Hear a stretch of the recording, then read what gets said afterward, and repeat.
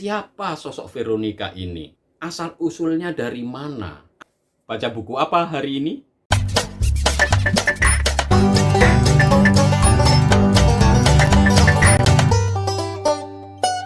Baca buku apa? Hari ini saya membaca buku Veronica, Misteri Perempuan Kudus di Jalan Salib Kristus. Sahabat pendidikan karakter, mengapa saya merekomendasikan buku ini untuk dibaca? Karena saat ini umat Katolik sedang menjalani masa Prapaskah. Dan pada masa Prapaskah biasanya umat Katolik melaksanakan tradisi jalan salib. Di dalam salah satu pemberhentian jalan salib, terutama pada pemberhentian ke-6, di situ ada kisah Veronica mengusap wajah Yesus, yang kemudian Veronica mendapatkan gambar Yesus ini. Mengapa sosok Veronica ini ingin saya bahas? Karena ternyata banyak umat Katolik di Indonesia itu tidak mengenal atau tidak tahu siapa sosok Veronica. Mungkin juga banyak orang yang tidak tahu bahwa sudah ada buku yang secara lengkap membahas tentang siapa sosok Veronica itu. Buku ini satu-satunya buku yang membahas tentang sosok Veronica, seorang perempuan kudus yang sangat peduli dan sangat punya hati pada orang lain, yang oleh Gereja Katolik Roma diabadikan di dalam pemberhentian ke-6 dalam stasi Jalan Salib. Tentu, sosok Veronica ini bukan sosok yang sembarangan. Latar belakang kenapa saya menulis buku ini, pertama-tama karena saya penasaran juga sih. Karena saya punya kakak namanya Veronica Ambar. Dia punya nama baptis Veronica. Dan ketika saya mengikuti kuliah, suatu ketika ada mata kuliah khusus namanya Veronica. Ini kan tentu menarik perhatian ya.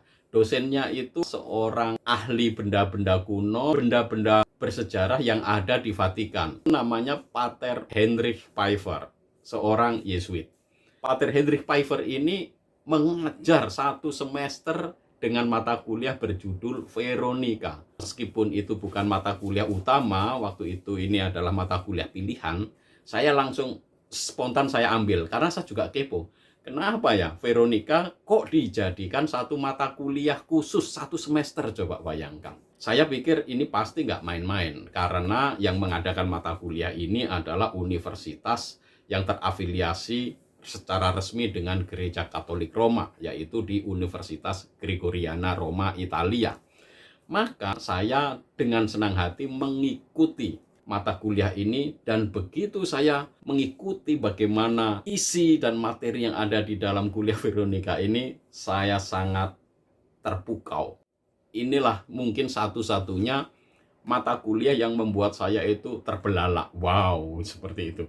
Kenapa? Karena ternyata seperti yang dalam buku yang saya tulis, Misteri Perempuan Kudus di Jalan Salib Kristus, ini sesuatu yang sangat luar biasa. Kita mungkin nggak pernah berpikir tentang sosok Veronica. Umat Katolik paling-paling tahu, oh Veronica adalah perempuan kudus yang mengusap wajah Yesus di jalan salibnya. Tetapi siapa sosok Veronica ini?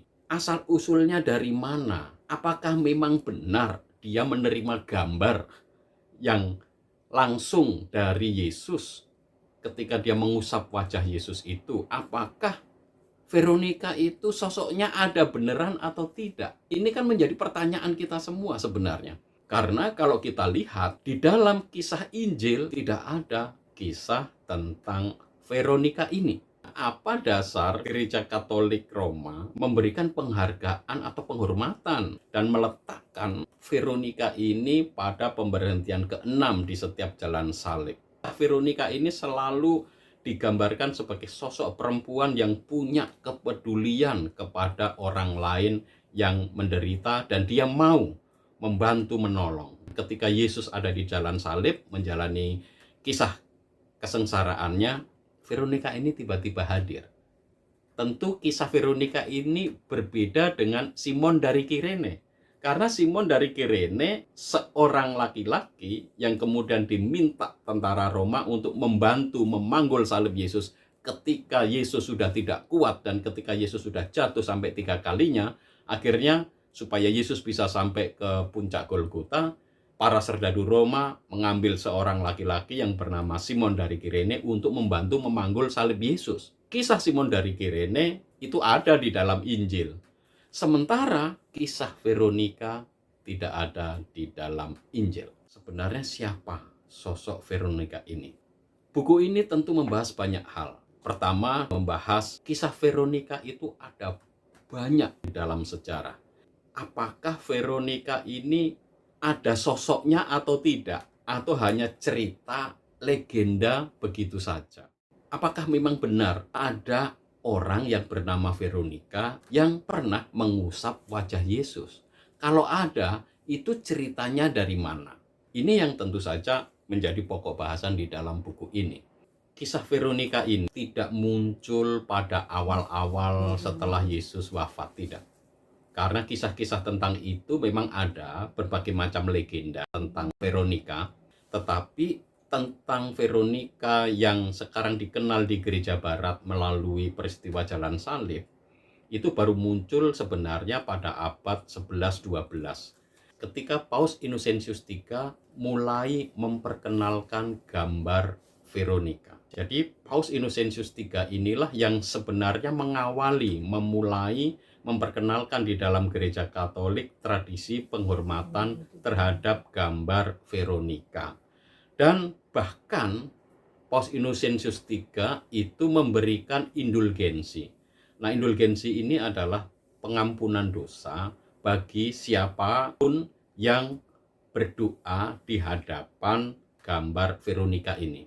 Jadi proses memperkenalkan gambar Veronika yang kemudian dibuat kisahnya di dalam Jalan Salib itu baru muncul sebenarnya setelah abad 15, terutama pada tahun 1525.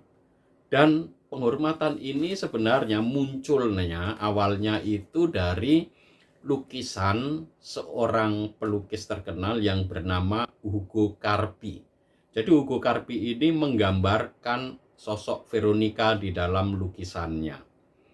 Kemudian pada abad 15 kita tahu Basilika Vatikan itu kan dibuka itu sekitar abad 15. Dan salah satu penghargaan gereja Katolik terhadap Veronika yang saat ini masih dapat dilihat di Basilika Santo Petrus di Vatikan itu adalah patung besar yang ada di tengah-tengah Basilika, karya Mochi, yaitu Veronika yang sedang membentangkan gambar Yesus di hadapan kedua rasul, yaitu Rasul Petrus dan Rasul Paulus. Itu kisah dari versi gereja Katolik Roma. Sebenarnya Veronika itu ada nggak sih?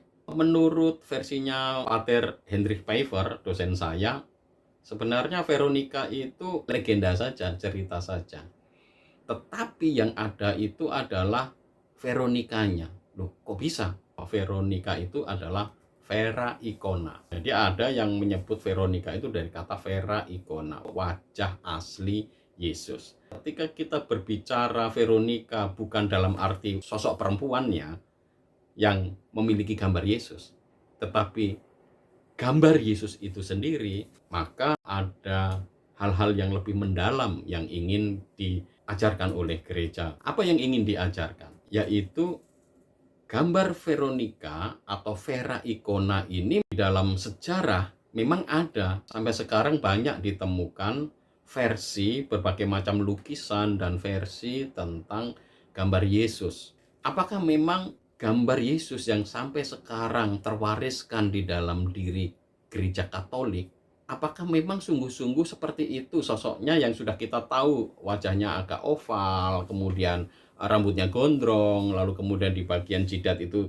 selalu kayak ada jumbai kecil di sini. Apakah memang itu benar-benar gambar Yesus yang sesungguhnya? Bukankah zaman dulu belum ada foto, belum ada medsos, sehingga bagaimana kita tahu bahwa itu gambar Yesus? Beberapa tahun yang lalu, BBC itu pernah membuat sebuah penelitian tentang rekonstruksi gambar Yesus. Dan di dalam laporannya, gambar Yesus itu digambarkan sangat aneh ya gambarannya. Jadi gambar Yesusnya itu kayak orang negro, kemudian rambutnya pendek, terus wajahnya itu agak bulat, tembem sedikit. Ini gambar Yesus versi historisnya BBC. Dan sayangnya tidak banyak orang yang merasa tertarik dengan gambar itu, karena orang merasa, ya gambar Yesus kok kayak gitu, pasti ya bukan kayak ginilah, masa gambar Yesus seperti ini. Anak kecil aja disuruh memilih ya, mana yang gambar Yesus beneran, mana yang tidak. Gambar Yesus itu udah pasti anak-anak kecil yang ikut sekolah minggu tahu yang ini pasti Yesus, yang rambutnya gondrong, panjang gitu kan, wajahnya agak tirus, itu udah pasti. Yang bagi saya menarik itu adalah ternyata sejak tahun 1525 ketika dimulai lukisannya Hugo Carpi, lalu kemudian bagaimana Mochi itu membuat patung, di mana di situ juga dia membentangkan gambar Veronica. Rupanya dari banyak tradisi, Pater Henry Pfeiffer itu menyimpulkan gambar Yesus itu ternyata ada kanonnya. Ya. Kanon itu semacam bentuk atau model yang khas, unik, yang dianggap sebagai gambar yang resmi, jadi sesuatu yang pakem, ada standarnya. Nah, tampaknya gambar Yesus itu yang terwaris sampai sekarang mengikuti beberapa kanon yang mungkin saja itu yang memperkenalkan adalah para seniman, terutama Hugo Carpi, lalu Mochi, lalu kemudian banyak seniman-seniman lain yang menggambar wajah Yesus, semuanya memiliki model yang sama. Bahkan kalau kita perhatikan film-film Hollywood tentang Jesus of Nazareth, gambar prototip atau model Yesusnya kan nggak jauh berbeda dengan apa yang ada di dalam lukisan-lukisan. Tentu ini tidak tanpa alasan ya sahabat pendidikan karakter. Jadi pada saat Yesus hidup, banyak pengikutnya itu yang memang memuja dan menyembahnya, dan waktu itu memang adalah sebuah pantangan bagi umat-umat Kristiani awal itu untuk menggambarkan wajah Yesus. Mengapa? Ya karena mereka menganggap dalam perintah Allah itu dikatakan bahwa jangan engkau membuat gambar atau rupa Allah, itu kan. Umat Kristen perdana, umat Kristen awal itu tampaknya juga memiliki keyakinan teologi yang sama. Mereka nggak boleh menggambarkan wajah Yesus, itu nggak boleh. Dan bahkan di dalam beberapa legenda yang nanti bisa teman-teman baca di buku ini, ada orang yang ingin melukis tentang gambar Yesus, dia bertemu dengan Yesus, coba menggambar Yesus, wajahnya seperti apa, itu ternyata juga tidak berhasil. Ada beberapa kisah, ada kisah Adai, kisah legenda Tiberius, kisah di dalam Akta Pilatus, yang berbicara tentang bagaimana seseorang ingin mengabadikan gambar Yesus tetapi tidak berhasil. Mungkin di situ ingin digambarkan bahwa wajah Yesus yang adalah Putra Allah itu tentu saja nggak bisa digambarkan gitu ya. Zaman dulu intinya orang tidak boleh menggambarkan wajah Allah. Dan umat Kristiani perdana juga nggak boleh menggambarkan wajah Yesus. Tetapi pada tahun 100 rupanya ada kelompok-kelompok yang namanya Kaprokasian itu dengan diam-diam mereka mengikuti Yesus. Karena kan mereka nggak setiap kali bisa bertemu Yesus, maka mereka mencoba menggambar Yesus. Dan gambar itu ditemukan di katakombe-katakombe. Katakombe yang paling klasik di situ ditemukan sekitar tahun 100 Masehi. Itu menggambarkan gambar Yesus yang sedang memanggul anak domba begini. Nah, gambar Yesus itulah yang sampai sekarang itu masih ada, dan itu dianggap mungkin ini gambar yang paling mendekati gambar Yesus yang asli. Menurut Pater Henry Pfeiffer, gambar Yesus itu ada pakemnya lah istilahnya ya, yang sampai sekarang terwariskan terus-menerus, yang menjadi semacam bagaimana setiap seniman menafsirkan wajah Yesus. Maka kita tahu sampai sekarang gambar Yesus itu ya kayak gitu, itu nggak mungkin berbeda. Dan kalau ada orang gambarkan gambar Yesus yang nggak berbeda, orang akan mengatakan, itu pasti bukan gambar Yesus. Seniman-seniman bahkan yang terakhir pun ya Jesus of Nazareth, yang karya Hollywood itu pun juga wajah Yesusnya ya mirip-mirip seperti apa yang ada di dalam pakem atau kanon seperti itu. Sahabat pendidikan karakter, kisah tentang Veronica yang ada di buku ini memang banyak bercerita tentang legenda-legenda, banyak bercerita tentang bagaimana Gereja Katolik Roma, terutama Gereja Barat, menghargai dan menghormati sosok Veronica ini. Dan tentu saja ada satu temuan baru yang kemudian diteliti oleh Pater Henry Pfeiffer, yaitu gambar Yesus di Manopello. Gambar Yesus dari Manopello ini kalau dipasangkan dengan gambar Yesus versi kain kafan Turin, itu tampaknya ada kesamaan, kemiripan, ukuran, dan lain-lain. Tentu saja menjadi pertanyaan kita, apakah memang benar gambar yang Manopelo itu adalah gambar asli Yesus? Karena menurut beberapa legenda, gambar dari Manopelo itu memang itu adalah sudarium ya. Jadi sudarium itu adalah kain yang diletakkan untuk menutup wajah Yesus pada saat Yesus wafat. Jadi selain ada sudarium, itu kemudian ada mungkin kain kafan. Kan Yesus dibungkus dengan kain kafan ketika dia meninggal. Sudarium yang ada di Manopelo itu menurut beberapa ahli sejarah mungkin atau kemungkinan besar itu berasal dari makam Yesus itu sendiri. Tentu hal ini kan masih perlu banyak diteliti. Kalau Pater Pfeiffer, Yesus menyerahkan Bunda Maria kepada Santo Yohanes ketika di kayu salib itu, maka setelah itu Bunda Maria tinggalnya bersama dengan Santo Yohanes. Santo Yohanes inilah yang kemudian mendapat warisan gambar sudarium itu dari Bunda Maria, yang kemudian berpindah-pindah ke Konstantinopel dan lain-lain, yang akhirnya menurut cerita sampailah di Manopelo yang sekarang ada di Sanktuarium di Manopelo, Italia. Sahabat pendidikan karakter, kisah tentang Veronica ini memang sangat misteri banget ya, karena kita berbicaranya itu sebenarnya banyak hal kalau kita ngomong masalah Veronica. Ketika saya menulis buku ini tentu tidak mudah ya teman-teman, karena di dalam gereja Katolik ketika kita menulis sebuah buku, terutama menulis buku yang terkait dengan kitab suci, lalu kemudian ada penafsiran-penafsiran ayat-ayat kitab sucinya, maka buku yang seperti ini tidak bisa seenaknya sendiri diterbitkan. Buku ini diterbitkan oleh penerbit Canisius, dan di sini sudah ada yang namanya nihil obstat dan imprimatur. Di sini ada nihil obstat yang diberikan oleh Romo Indra Sanjaya Projo. Jadi yang mereview buku ini adalah Romo Indra Sanjaya. Yang memberikan izin untuk imprimatur ini adalah Romo Sukendar Wignyo Sumarto. Romo Sukendar ini waktu buku ini diterbitkan, beliau menjabat sebagai Vikjen Keuskupan Agung Semarang.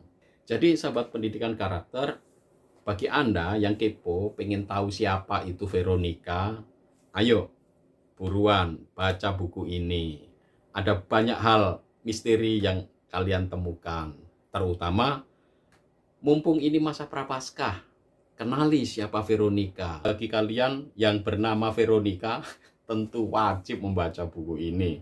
Karena buku ini mencerminkan nama Anda. Apa arti dari nama Anda?